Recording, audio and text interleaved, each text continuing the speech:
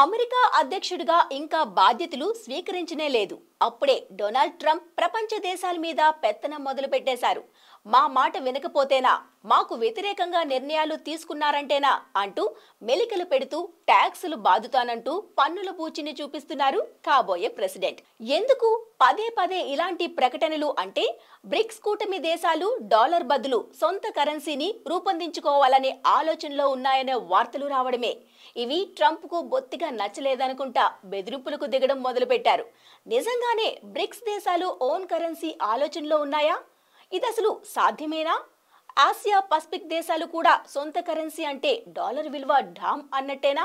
లేక డాలర్ పతనమైతే ప్రపంచ పెద్దన్న tag పోతుందనే భయాలే Trump చేత ఇలాంటి ప్రకటనలు చేయిస్తున్నాయా?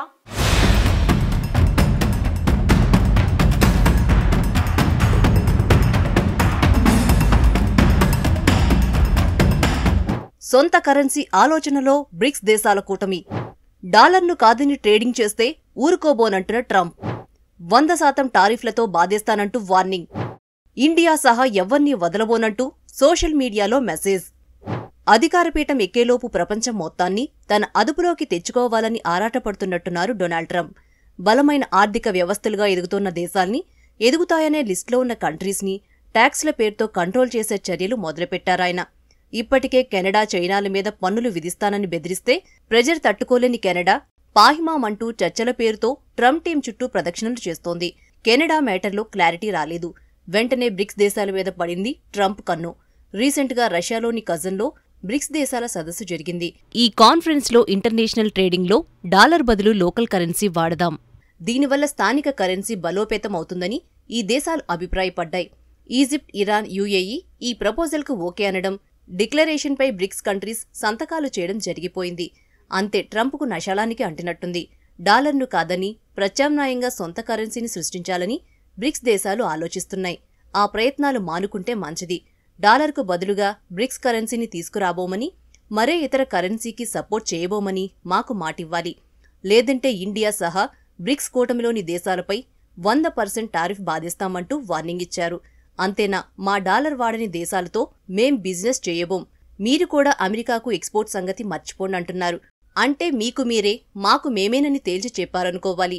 ఇంకా క్లియర్గా ఒక్క ముక్కలో చెప్పాలంటే అమెరికా నీడ నుంచి బయటపడి ఇప్పటికైనా సొంతంగా ఎదగాలనేది ఆసియా పసిఫిక్ దేశాల ఆశైతే అందర్నీ తమ చెప్పు చేతల్లో ఉంచుకోవాలనేది అమెరికా ఆరాటం.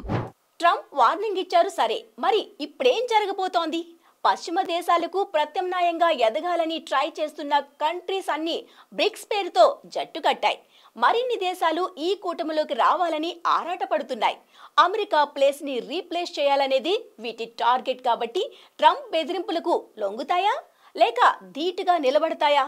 చైనా, రష్యా అంటే లెక్కలేనితనానికి లైవ్ ఎగ్జాంపుల్స్. కాబట్టి ఈ రెండు దేశాలు డోంట్ కేర్ మోడ్లో ఉంటాయి. మరి మిగిలిన దేశాలు, మరీ ముఖ్యంగా భారత్ పరిస్థితి ఏంటి? డాలర్ను కాదని ప్రత్యామ్నాయ కరెన్సీతో వాణిజ్యానికి ఇండియా ఓకే అంటుందా?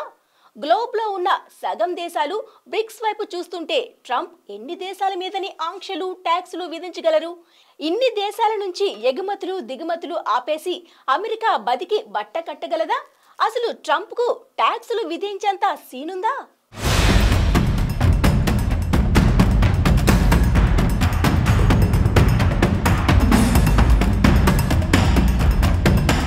తొంభైల్లో అంటే అమెరికా ఆడింది ఆట, పాడింది పాట. పశ్చిమాసియా, యూరప్ కంట్రీస్ తమ వ్యతిరేక దేశాలన్నింటి మధ్య పొల్లలేసి చలి కాచుకుంది అమెరికా. ఆ కంట్రీస్ మధ్యున్న కోల్డ్ వార్స్ ను అడ్వాంటేజ్గా తీసుకుని అగ్రరాజ్యం ట్యాగ్తో వరల్డ్ బిగ్ బ్రదర్ అంటూ పేను పెత్తనం మొదలుపెట్టింది. అప్పట్లో డాలర్ తప్ప వేరే ఆప్షన్ ఉండేది కాదు. కాబట్టి అమెరికా ఏం చేసినా చెల్లేసింది. తర్వాత గ్లోబలైజేషన్ అంటూ జరిగిన మార్పులను చైనా, భారత్ లాంటి దేశాలు అందిపుచ్చుకున్నాయి. స్వదేశీ, విదేశీ అప్పులు అమెరికాకు ప్రమాదకరంగా మారగా పారిశ్రామిక, శాస్త్ర సాంకేతికత ఇలా అన్ని రంగాల్లో ఎదిగి వరల్డ్ నెంబర్ 2గా మారింది చైనా.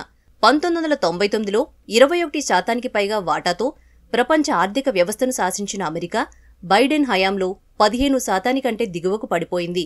అదే సమయంలో చైనా 18.76%తో అమెరికా ఆధిపత్యానికి బ్రేక్లేసే దిశగా ఫస్ట్ ప్లేస్ వైపు వెళ్తోంది. ఇదే ఇప్పుడు అమెరికా భయాలకు కారణమని చెప్పాలి. ఇక 2009లో బ్రెజిల్, రష్యా, ఇండియా, చైనా దేశాలు బ్రిక్ కూటమిగా ఏర్పడగా తర్వాత సౌత్ ఆఫ్రికా కూడా జాయిన్ అయి బ్రిక్స్గా మారింది.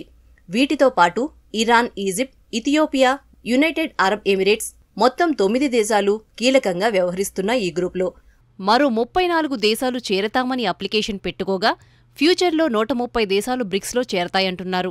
అంటే ప్రపంచంలోని 3వ వంతు దేశాలు బ్రిక్స్లో ఉన్నట్టే.